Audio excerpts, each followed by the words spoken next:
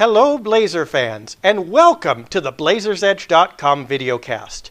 I am Dave Deckard from Blazersedge.com here with you today, and those who are videocast regulars will notice we had no introduction to this videocast. That's because we had a delightfully witty and wonderful limerick prepared all about Chad Buchanan and his interim GM position.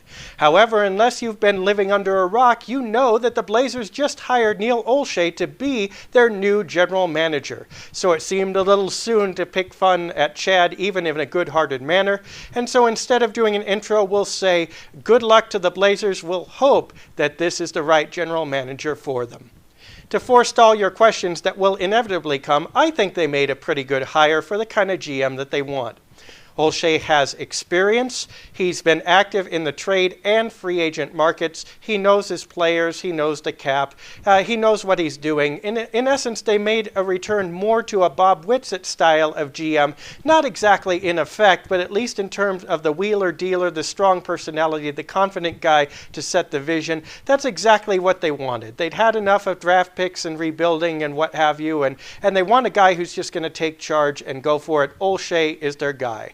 We'll see how successful he is, but it makes sense that the Blazers hired him, and for what they were looking for, I think they did a good job. Now, let's get right on to your questions.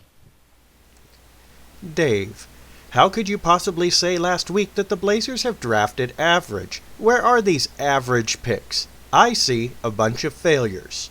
Chris. Well, I think you're being a little bit harsh there, Chris. They've had some great picks. They've had some pretty good picks. Every team is going to have hits and misses.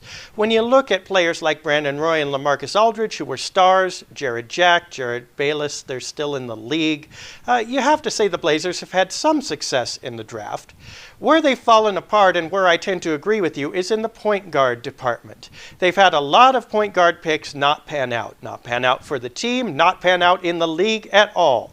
Now, they will argue that on many of those, they either spent second-round picks or bought extra first-round picks, so they weren't putting all their eggs in one basket. They were taking flyers on extra players who might be able to fulfill that position.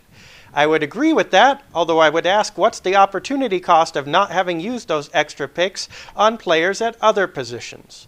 Overall, I think the Blazers have done just about average, as I said last week. But if you just narrow it down to point guards and how they tried to rebuild there through the draft, I think I agree with you that their record has been mostly one of failure. Dave, I've been watching these videos since the start. We've been through Goran Dragic, Eric Gordon, several centers, even Darren Williams. Every time you're saying that the guy has merit but is not the answer.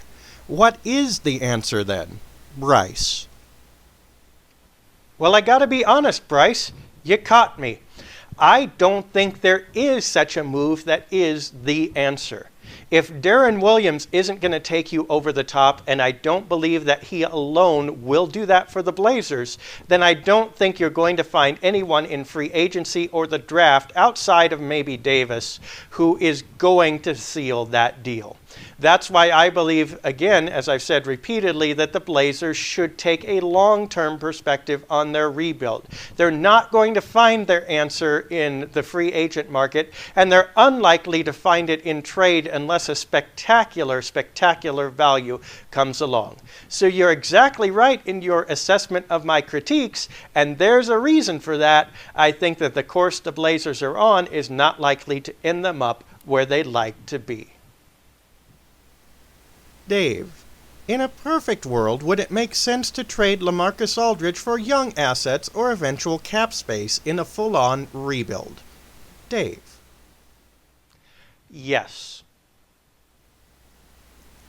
Dave, I've read your post at Blazers Edge, but I still don't get exactly what's going to happen with Nicholas Batum and the cap this year.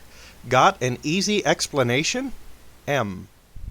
It's a good question, M, and no less good for being a bit well-worn at this point. Fortunately, we have some advantages on the videocast. We can display it graphically in a way that might make sense. We're going to split this into two parts, one this week and one next week. This week, we're simply going to talk about the salary cap implication of what is going on with Batum and why the Blazers want to use him and his new contract in a particular way. Let's throw it over to the graphics department. This graph shows an approximation of Portland's salary cap situation this summer. Numbers are for demonstration purposes only. The actual numbers do vary from this. On the left in black, you have the existing salaries that the Blazers are committed to. In the middle in red, you have free agent signings that they'd like to make. And on the right in yellow, you have an approximate value for Nicholas Batum's new contract. Notice at the top of the graph, at the $60 million line, you have a red line indicating the salary cap. Now watch what happens when we put these numbers together in different ways. The important thing to remember for our purposes is that Nicholas Batum's salary is the only one of these three bars that can exceed the salary cap line under NBA rules. Watch what happens when we move the bars together. As long as Batum's salary is on the top, in other words, he is signed last, the Blazers are fine because only his salary is going over that cap line. But notice what happens when we switch the order of the top two bars. Now the free agent signings are exceeding the cap instead of Batum's salary, and that is not allowed. This is exactly why the Blazers are going to want to get all of their free agent signings done quickly before they have to re-sign Batum, so that they can go over the cap with his salary where they would not be able to with anyone else. Dave, no matter which way we turn, we hear more chaos coming out of Portland's front office. I've also read articles about general managers having easy jobs or being lazy. How much access do you have to the Blazers? Can you tell us what goes on in those front office meetings? Signed, Tom. Well, Tom, we've wondered that ourselves from time to time, and that's why we're going to send you to a segment called Men in Suits Doing Stuff. Dude, what's that? This is a mangaroo. Mangaroo? Never heard of it. Well, you see, it's a kangaroo that was raised since birth entirely on mangoes. It's very tasty. But of course, you must always dip it in the powder. Ooh, the powder? Indeed. That looks delicious. Hey, can I try some? Boss, look busy. Drummond! Beal! Drummond! Beal! Drummond! Beal! Drummond! Okay, dude, he's gone. All right. Yeah. Anyway, can I have some of your mangaroo? Well, no! It's imported.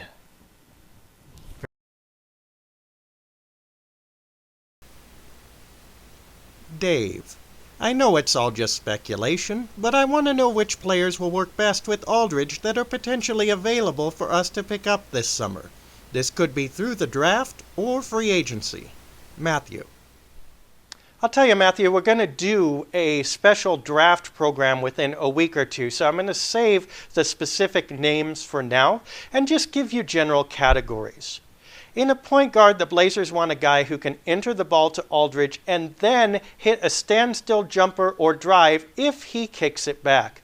Felton had a lot of trouble with that jumper, which allowed his man to sag on Aldridge habitually, which created more troubles for LaMarcus. So they'll need a guy who can hit that jumper in order to take the pressure off. In a center, they're going to look for a guy probably who can defensive rebound, take up space in the paint defensively, and who has a little bit of a true low post game in order to balance the floor. If you're looking at just general players and positions, the Blazers, I think, would love a guy who is a legit scorer who could be that second guy on the floor distracting the defense, again, to take players away from Aldridge. If they got any or all of those things, I think the Blazers would be delighted, whether it's in draft, free agency, or a trade. Dave, you've been talking about Kyle Lowry for weeks. Now that we know which picks the Blazers have, would you trade number 6 for him? Do his reported struggles with Kevin McHale worry you any? Signed, Lawrence. It all depends on how much weight you put on each side of the balance here. Keep in mind, as I've said repeatedly, that these picks have no intrinsic value.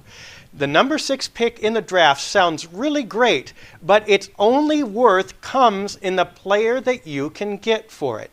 So you have to start asking yourself a few questions.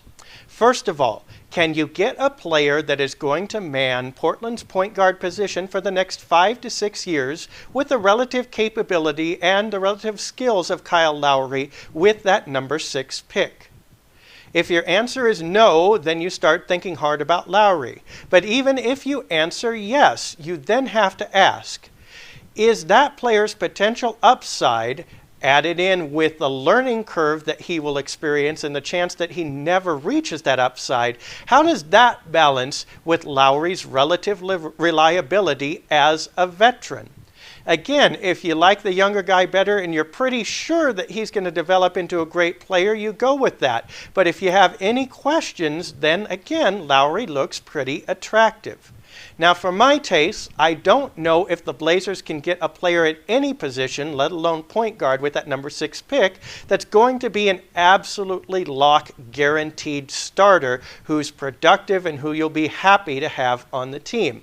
I think there's a chance that they can do it, but there's always that risk.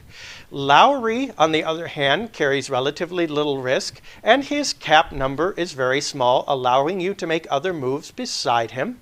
So, for my money, yes, I would think hard about trading that number 6 pick because its value is not likely to be the same as Lowry's in my estimation. Now, if you're a gambler, then you might have a different answer there. But for me, yeah, I'd think very hard about doing that. And depending on what other moves I could make, because Lowry alone isn't enough, I would make that deal.